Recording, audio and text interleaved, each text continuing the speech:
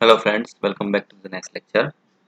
આગળના લેક્ચરમાં આપણે મેન્ડેલિયન અનિયમિતતાઓ અંતર્ગત સિકલ સેલ એનેમિયા, ફિનાઇલકેટોન્યુરિયા, ખબર એ બધા રોગો વિશે અભ્યાસ કર્યો. આજનો નેક્સ્ટ ટોપિક છે થેલેસેમિયા. બરાબર, રુધિર સંબંધિત એક અન્ય રોગ, નીટ માટે ખૂબ અગત્યનો, ખબર એવો થેલેસેમિયા. એટલે સૌથી પહેલા થેલેસેમિયા શું છે અને એના માટેના કારણો કયા કયા છે અને એના પ્રકાર, બરાબર, એના વિશે આપણે જોઈએ. ટોપિકનું નામ થશે થેલેસેમિયા.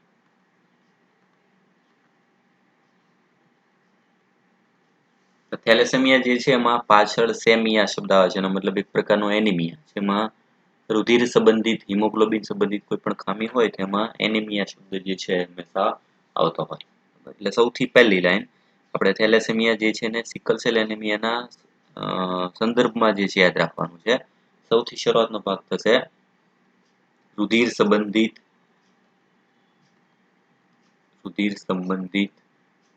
દૈહિક સંલગ્ન પ્રચ્છન્ન ખામી છે. એક સંલગ્ન પ્રચ્છન્ન જનીનથી થતી ખામી છે. એવા પ્રકારનો વારસાગત રોગ કે જેમાં દૈહિક રંગસૂત્રો સંકળાયેલા છે ને એના માટે જવાબદાર જનીન જે છે એ છે પ્રચ્છન્ન. બરાબર, મતલબ કે જ્યારે પ્રચ્છન્ન જનીન વાળા રોગ કોઈ પણ હોય એનો મતલબ શું થાય? બરાબર, કે જ્યારે પણ પ્રચ્છન્ન જનીનથી કોઈ પણ રોગ થતો હોય એટલે એનો મતલબ આમ બંને પિતૃઓ એટલે કે માતા પિતા, બંને પિતૃઓમાંથી જ્યારે ખામીયુક્ત જનીન વારસામાં મળે ત્યારે જ માત્ર આ ગંભીર રોગ થાય છે.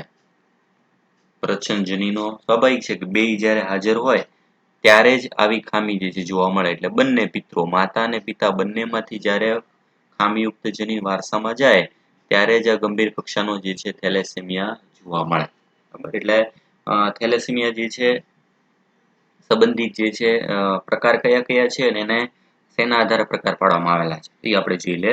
તો આગળ આવી ગયું પ્રમાણે કે મનુષ્ય જે છે એનું હિમોગ્લોબિન પ્રોટીન જે છે, બરાબર, હિમોગ્લોબિન પ્રોટીન HB, આ HB પ્રોટીન જે છે એમાં ટોટલ બે પ્રકારની શૃંખલા હોય છે.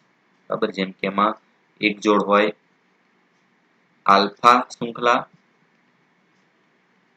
અને એક જોડ હોય બીટા શૃંખલા. આ બંને શું છે, આલ્ફા અને બીટા? તો એક પ્રકારની પોલીપેપ્ટાઇડ જે છે શૃંખલામાં ટોટલ 4 શૃંખલા હોય.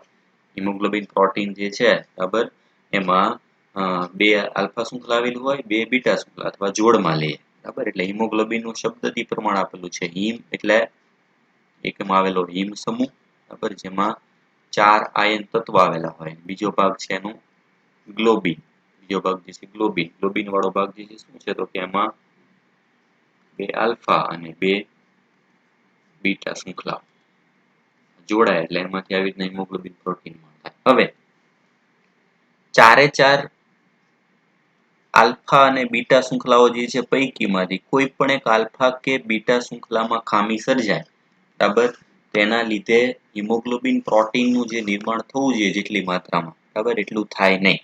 એટલે એના આધારે જો આલ્ફા શૃંખલામાં ખામી સર્જાય, બરાબર, તો એને નામ આપેલું છે આલ્ફા થેલેસેમિયા. અને જો બીટા શૃંખલામાં કોઈ પણ ખામી સર્જાય તેને નામ આપ્યું બીટા થેલેસેમિયા. આલ્ફા અને બીટા થેલેસેમિયા જે છે એમાં સૌથી વધારે સામાન્ય હોય તો એ આલ્ફા છે, બરાબર, આ વધારે પડતો જોવા મળે. બરાબર, અને જો બીટા શૃંખલા જે છે એમાં ખામી સર્જાણી હોય તેના આધારે નામ આપેલું છે બીટા થેલેસેમિયા. આલ્ફા અને બીટા જે છે એક પ્રકાર અને અંતર્ગત છે કે કયા પ્રકારની શૃંખલા જે છે એમાં ખામી સર્જાય એના આધારે આલ્ફા અને બીટા જે છે એ થેલેસેમિયા પ્રકાર જોવા મળે. બરાબર, હવે આ થવાનું કારણ શું? બરાબર, એના માટેના જનીનો જે છે એ ક્યાં આવેલા હોય? જો આગળ કીધું પ્રમાણે દૈહિક પ્રચ્છન્ન ખામી છે. એટલે એનો મતલબ એમાં દૈહિક રંગસૂત્ર પર એના જનીનો આવેલા હોય. કયા જનીન ક્યાં આવેલા હોય? જો આલ્ફા શૃંખલા નું નિર્માણ થવા માટે, આલ્ફા શૃંખલાનું નિર્માણ થવા માટેનું જનીન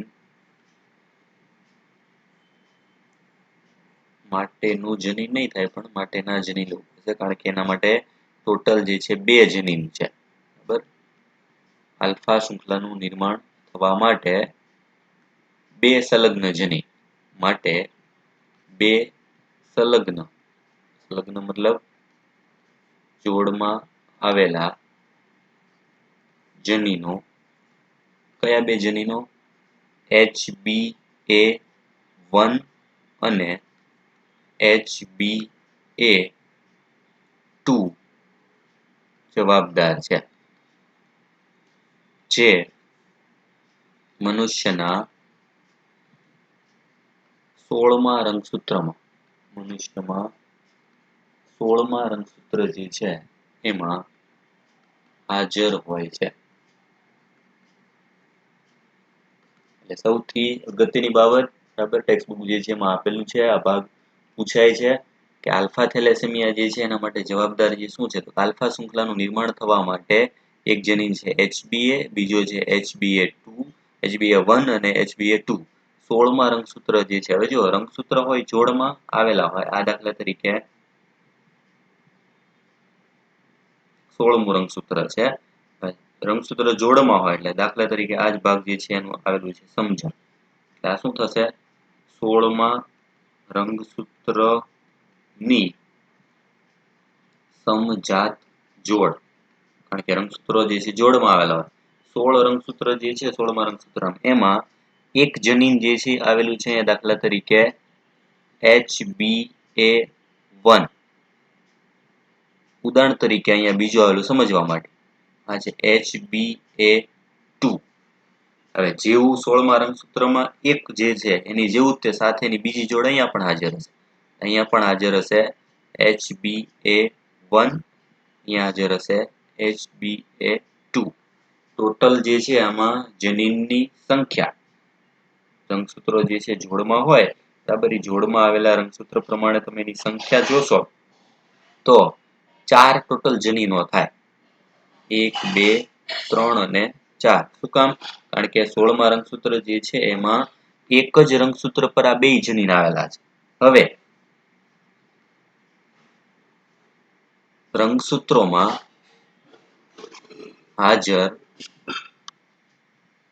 1 કે 4 જનીનોની ઉણપ કે ખામીના લીધે હિમોગ્લોબિનમાં આલ્ફા શૃંખલાનું નિર્માણ થતું નથી. એટલે જો આ 4 જે છે જનીનો છે, 4 જનીનોમાંથી 1, 2, 3 કે 4, મિનિમમ 1 અથવા તો વધુમાં વધુ 4, 4 જનીનો જે છે એની ખામી હોય, એના લીધે એમાં આલ્ફા શૃંખલા બને નહીં. આલ્ફા શૃંખલા બને નહીં એનો મતલબ શું થાય? આમ હિમોગ્લોબિનનું ઓછું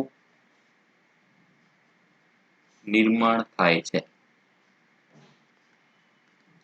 સંશ્લેષણ જે છે એ કેવું થઈ જાય? ઓછું. હિમોગ્લોબિન જેટલી માત્રામાં બનવું જોઈએ એની માત્રામાં બનશે નહીં, કારણ કે એના માટે જવાબદાર છે આલ્ફા શૃંખલા.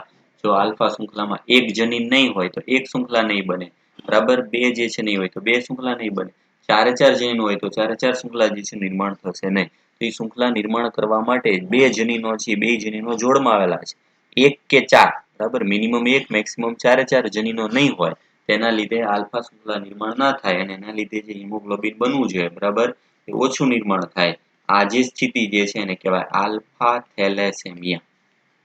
પહેલો પ્રકાર સમજાયો, આલ્ફા થેલેસેમિયા. એટલે આલ્ફા થેલેસેમિયા માટે સૌથી પહેલા જે છે જવાબદાર જનીનો કયા કયા છે અને કયા પ્રકારના રંગસૂત્ર જે છે એમાં આવેલા છે. તો સૌથી પહેલો કે આ જે પહેલો પ્રકાર જે આપણે લીધો, બરાબર, એમાં પહેલો પ્રકાર આ થઈ ગયો આલ્ફા થેલેસેમિયા. આલ્ફા થેલેસેમિયા માટેનું રંગસૂત્ર જે છે એ કયું છે? 16મું. કેટલા જનીન છે એમાં? તો કે ટોટલ 2 જનીન. 2 કેવા હોય? જોડમાં HbA1 અને HbA2. બરાબર, આવી રીતે 4 સંખ્યામાં આવેલા હોય. એ 4 માંથી કોઈ પણ એક ન હોય તો પણ, એક ન હોય, 2 ન હોય, 3 ન હોય કે 4 ન હોય, એના લીધે આલ્ફા શૃંખલાનું નિર્માણ ન થાય, એના લીધે હિમોગ્લોબિન પ્રોટીન જે છે ઓછું બને. આ સ્થિતિને કહેવાય આલ્ફા થેલેસેમિયા. બરાબર. સેમ હવે એવી જ રીતે બીજી સ્થિતિ બે યાદ રાખવાનું છે. બીજો પ્રકાર છે બીટા થેલેસેમિયા. તો બીટા થેલેસેમિયા જે છે એમાં આગળની જેમ જ આ થેલેસેમિયા માટે બીટા શૃંખલાનું નિર્માણ કરવા માટે નું જવાબદાર એકલ જનીન. કયો શબ્દ આવ્યો? એકલ. એટલે માત્રામાં એક જ જનીન છે, એનું નામ છે HbB. આગળ શું હતું તું? HbA. આ કયું આવી ગયું? HbB. એક જ જનીન, એકલ જનીન, જે 11મા રંગસૂત્ર પર આવેલું છે. 11મા રંગસૂત્ર પર આવેલું છે. સ્વાભાવિક છે આગળની જેમ 11મું રંગસૂત્ર જે છે, આ દાખલા તરીકે 11મું રંગસૂત્ર છે, એની પણ સમજાત જોડ હોય. 11મા રંગસૂત્રની સમજાત જોડ. જોડ શું કામ હોય? કારણ કે માતા તરફથી મળે, પિતા તરફથી, જોડમાં રંગસૂત્ર આવેલા હોય. એમાં એક જનીન દાખલા તરીકે આ છે HbB. તો સામેની જ બાજુ એનું સમજાત જનીન અહીંયા હશે, એટલે ટોટલ જનીનો કેટલા થયા? 2. આગળ 4 થતા હતા, એની બદલે આમાં થશે 2. બરાબર. આ 2 જનીનો જે છે પૈકી, બરાબર, આ 2 જનીનો પૈકી એક કે બંનેની ઉણપથી બીટા શૃંખલાનું નિર્માણ થતું નથી. આથી હિમોગ્લોબિનની ખામી સર્જાય છે. જેને બીટા થેલેસેમિયા કહે છે. એટલે બીટા થેલેસેમિયા માટે જવાબદાર ભાગ સૌથી પહેલા તો કે રંગસૂત્ર કેટલામું? 11મું. અને એના માટે જવાબદાર જનીન એક જ હોય. કયું? HbB. આલ્ફા માટે, તો કે આલ્ફા માટે 2 જનીનો જવાબદાર છે, HbA1, બરાબર, અને HbA2. બરાબર, 2 જનીન, એટલે ટોટલ એમાં 4 સંભાવના થશે. અને આમાં માત્ર 2 જનીનમાંથી એક કે 2 જે છે જનીનો નહીં હોય, તેના લીધે જે બીટા પ્રોટીન બને નહીં, બીટા શૃંખલા, એના લીધે જે હિમોગ્લોબિનની ખામી સર્જાય એને કહેવાય બીટા થેલેસેમિયા. બરાબર. એટલે આ રીતે મેઇન જે છે 2 પ્રકાર આવશે. બરાબર. આલ્ફા થેલેસેમિયા, બીજો પ્રકાર બીટા થેલેસેમિયા.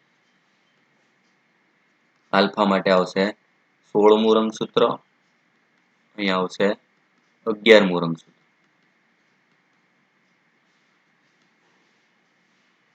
16મું રંગસૂત્ર, 11મું રંગસૂત્ર. આમાં 2 જનીનો જવાબદાર. 2 જનીનો કયા? HbA1 અને HbA2. આમાં એક જનીન જવાબદાર. એક જનીન જવાબદાર જે છે કયું? માત્ર HbB. એક જ જનીન. બરાબર. આ થઈ ગયો બંને જીનો તફાવત. થેલેસેમિયા આલ્ફા જે છે સામાન્ય રીતે વધારે જોવા મળે, બીટા થેલેસેમિયા જે છે ઓછો જોવા મળે. એના માટેનું આ જીનેટિક્સ. બરાબર. બંને ભાગ જે છે એના માટેનું જીનેટિક કયું? તો જીનેટિક આ થશે. 16મું રંગસૂત્ર, 11મું. 16મું અને 11મું બંને જે છે એ દૈહિક રંગસૂત્રો છે, પણ બંને માટે જવાબદાર જનીનો જે છે એ આ રીતે વહેંચાયેલા. એકમાં 2 જનીન જવાબદાર છે, એકમાં 1. હવે વારસામાં કઈ રીતે ઉતરે છે અને એની સંભાવના જે છે શું છે એ જોઈ લેજો. તો 2 પ્રકાર આવશે થેલેસેમિયાના બંને પ્રકારોમાં હાજર ખામીયુક્ત જનીનના આધારે તેના મુખ્ય 2 પ્રકારો છે. 2 જનીન, બરાબર, બંને થેલેસેમિયા જે છે એમાં મતલબ આલ્ફા અને બીટા બેયમાં પાછા બે બે પ્રકાર પડે. બે પ્રકાર કયા જો, એમાં સૌથી પહેલો પ્રકાર થશે થેલેસેમિયા માઇનોર. બીજો પ્રકાર જે છે થશે થેલેસેમિયા મેજર. એક પ્રકાર જે છે મેજર પ્રકાર છે, બરાબર, ને બીજો પ્રકાર જે છે માઇનોર પ્રકાર છે. માઇનોર અને મેજર પ્રકાર જે છે બંનેમાં તફાવત શું જુઓ, બંને જે છે એમાં તફાવત જોઈએ. તો થેલેસેમિયા માઇનર મતલબ કે આપણે જેને અત્યાર સુધી વાહક કહેતા હતા,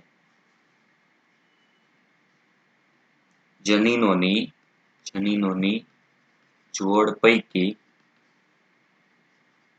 એક જનીન ખામીયુક્ત તથા બીજું જનીન સામાન્ય હોય છે. એટલે આપણે એને સાદી ભાષામાં શું કહેતા હતા આગળ, વાહક, કેરિયર. એ વાહક માટે શબ્દ કયો આવે એમાં, થેલેસેમિયા માઇનર. જે વ્યક્તિમાં બે જનીનો જે છે એની જોડ પૈકી એક જનીન ખામી વાળું હોય, બરાબર, ને બીજું સામાન્ય હોય, આવું જે છે આવું પ્રકારને શું કહીએ છીએ આપણે, વિષમયુગ્મી. એમાં વિષમયુગ્મી જનીન બંધારણ જે છે આવેલું હોય તો એ પ્રકારને કહેવાય થેલેસેમિયા માઇનર.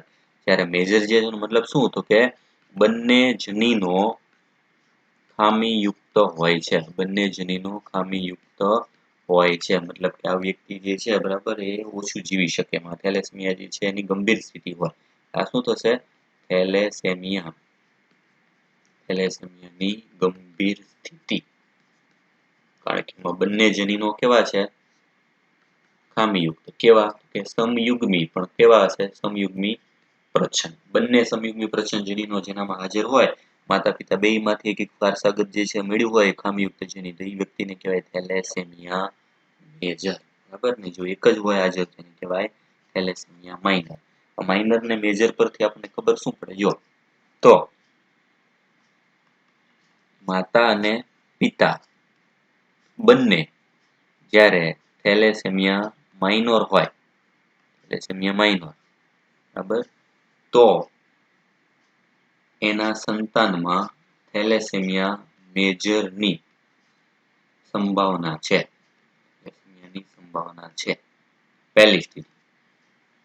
બીજી બાજુ માતા અને પિતા બે માંથી કોઈ પણ એક લઈ શકે. એક માઇનોર છે અને એક સામાન્ય છે.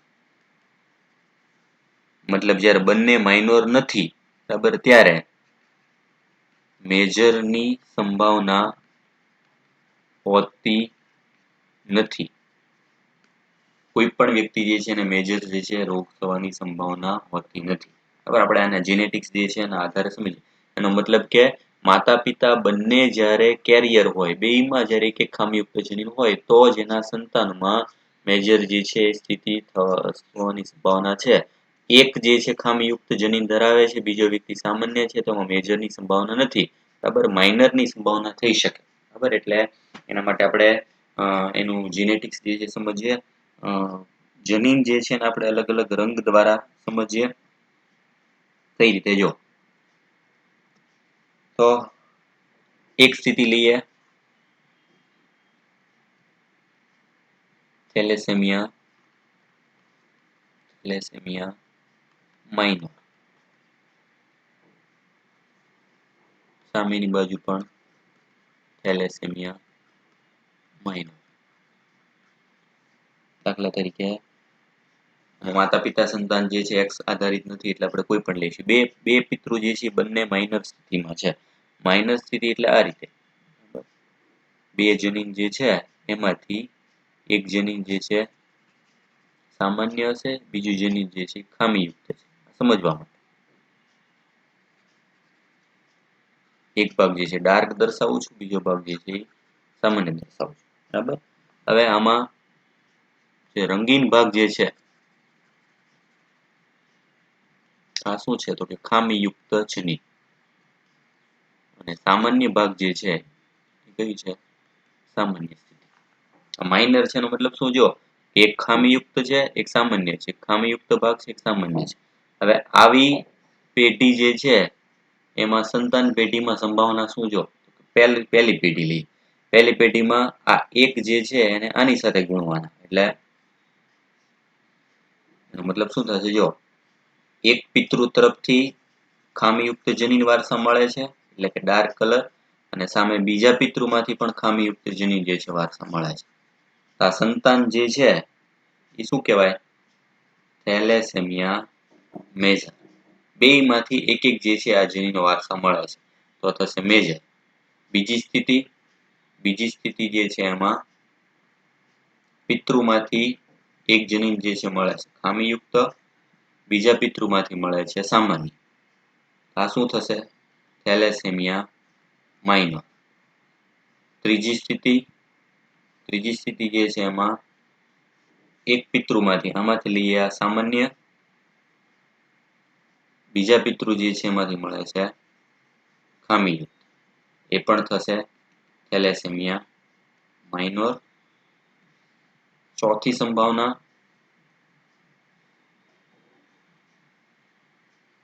એકમાંથી મળે છે સામાન્ય, બીજામાંથી મળે છે સામાન્ય, એટલે આ થશે સામાન્ય વ્યક્તિ.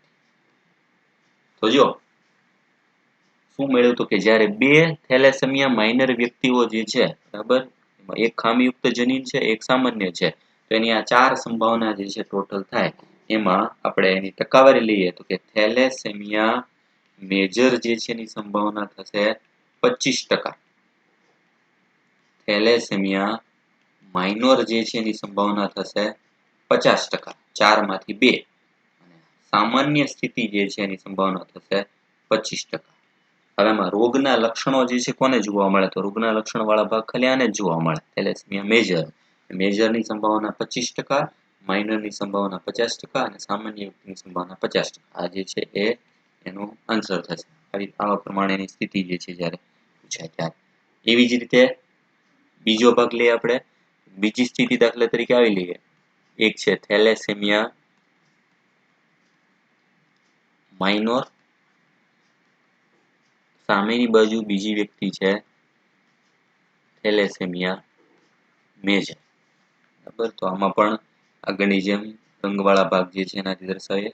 રંગ જે છે લઈ લે તો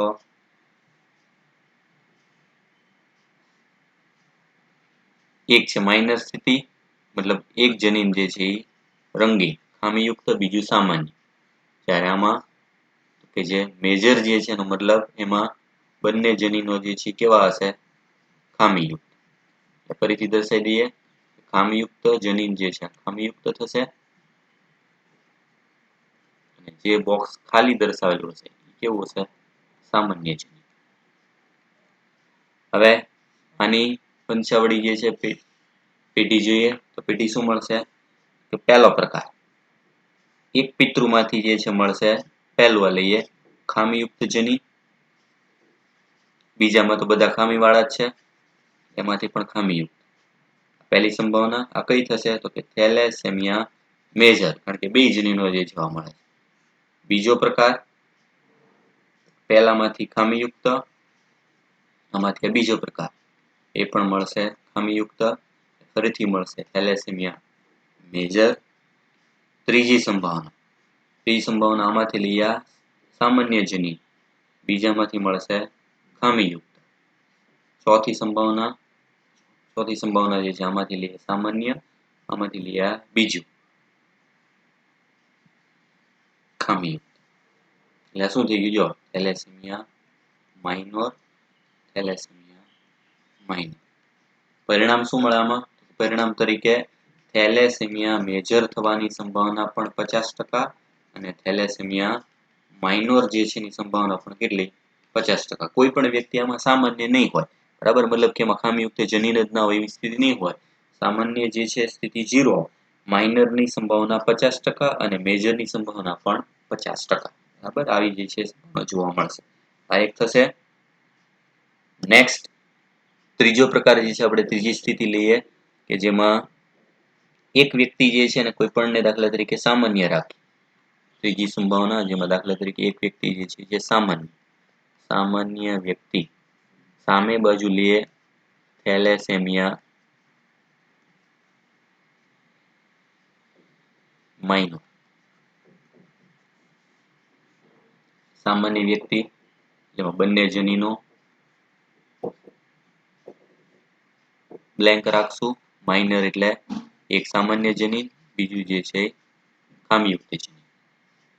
આની સંતાન પેટી લઈએ. પહેલો ભાગ જે છે એને આની સાથે ગુણવાનો, એનો મતલબ બંને જનીનો સામાન્ય. એટલે વ્યક્તિ કેવો થશે? સામાન્ય પુત્ર. બીજું તો કે આ પહેલું અને આનું બીજું લેવા. એક જે છે કોમન સામાન્ય, બીજો ખામીયુક્ત, એટલે આ થશે થેલેસેમિયા માઇનોર. ત્રીજું તો કે ત્રીજામાં આવે લેવાનું અહીંથી, આ બીજું પહેલાનું બીજું એટલે સામાન્ય, બીજાનું પહેલું બંને સામાન્ય, ફરીથી થશે સામાન્ય. એવી રીતે લાસ્ટ પહેલાનું બીજું, બીજાનું બીજું, એક સામાન્ય, બીજું ખામીયુક્ત, આ થશે થેલેસેમિયા માઇનોર. શું પરિણામ મળ્યું? જો સામાન્ય પ્રમાણ 50%, મતલબ એકેય જનીન ખામીયુક્ત નથી. અને થેલેસેમિયા માઇનર વાહકની સંભાવના 50%. એટલે થેલેસેમિયા મેજર જે છે એની સંભાવના કેટલી? 0%. જ્યારે કોઈ પણ વ્યક્તિ જે છે બેમાંથી કોઈ પણ એકને થેલેસેમિયા માટેનું વાહક જનીન એમાં ન હોય, તેમાં થેલેસેમિયા મેજર થવાની સંભાવના કેટલી હોય છે? 0%. બરાબર? એટલે આ રીતે યાદ રાખવાનું છે. આવી રીતે વંશાવળી પૃથ્થકરણ જે છે એના માટેના ઝાડ જે છે પૂછાઈ શકે. અને લાસ્ટમાં જે તમારે ટેક્સ્ટમાં લાઈન લખેલી છે ખૂબ જ અગત્યની, ખાસ યાદ રાખજો. જો સિકલ સેલ એનિમિયા જે છે, સિકલ સેલ એનિમિયા અને થેલેસેમિયા બંનેમાં તફાવત શું છે? આ યાદ રાખજો કે સિકલ સેલ એનિમિયા જે છે, બરાબર, એમાં જે પ્રોટીન બને છે હિમોગ્લોબિનની શૃંખલામાં નવા એમિનો એસિડનું સ્થાન બદલાવાથી હિમોગ્લોબિનની ગુણવત્તા બદલાય છે. હિમોગ્લોબિનની ગુણવત્તા એટલે ક્વોલિટી બદલાય છે. જે હિમોગ્લોબિન બનવું જોઈએ એ ક્વોલિટીનું ન બને, બીજા પ્રકારનું બને, કારણ કે એક એમિનો એસિડની જગ્યાએ બીજા એમિનો એસિડનું સ્થાન બદલાય. જ્યારે આમાં હિમોગ્લોબિનની શૃંખલામાં આલ્ફા કે બીટા શૃંખલાની સંખ્યા ઘટે છે. સંખ્યા ઘટવી એનો મતલબ માત્રા ઘટે. માત્રા એટલે ક્વોન્ટિટી. એટલે ટેક્સ્ટ બુકમાં એક લાઈન આપેલી છે, યાદ રાખજો કે સિકલ સેલ એનિમિયા જે છે એ કેવા પ્રકારનો? તો કે ક્વોલિટેટિવ જે છે રોગ છે. ક્વોલિટેટિવ મતલબ ગુણાત્મક. એનો ક્વોલિટી જે છે બદલાતો એક રોગ છે. જ્યારે થેલેસેમિયા જે છે એ ક્વોન્ટિટેટિવ રોગ છે. ક્વોન્ટિટેટિવ મતલબ કે એમાં માત્રા બદલાય છે, માત્રાત્મક રોગ છે. બંનેનો તફાવત. સિકલ સેલ એનિમિયામાં હિમોગ્લોબિનની ક્વોલિટી બદલાઈ જાય છે, જ્યારે થેલેસેમિયામાં હિમોગ્લોબિનની ક્વોન્ટિટી, બરાબર, મતલબ કે એની માત્રા જે છે બદલાય છે. આ બંનેમાં તફાવત છે. એટલે સિકલ સેલ એનિમિયા ક્વોલિટેટિવ રોગ, ગુણાત્મક રોગ થશે, જ્યારે થેલેસેમિયા જે છે એ ક્વોન્ટિટેટિવ. જો ક્વોલિટેટિવ અને ક્વોન્ટિટેટિવ જે છે બે પ્રકારના આના તફાવત છે. બરાબર? બાકી ટેક્સ્ટ બુક જે છે એમાં બધા ભાગ આપેલા છે, રીડ કરી લેવાનું છે. અને ખાસ કરીને એની વંશાવળી જે છે પ્રમાણે કેવા પ્રમાણેના રોગ જે છે સંતાનમાં વારસા મળશે એ ખાસ કરીને પૂછાય છે. બરાબર? નીટ માટે ખૂબ ઇમ્પોર્ટન્ટ છે. ટેક્સ્ટમાંથી વાંચી અને આમાં જે એડ કરાવેલું છે, બરાબર, એ પેન નોટમાં એડ કરી લેવાનું છે. આગળનું આપણે નેક્સ્ટ લેક્ચરમાં ભણશું.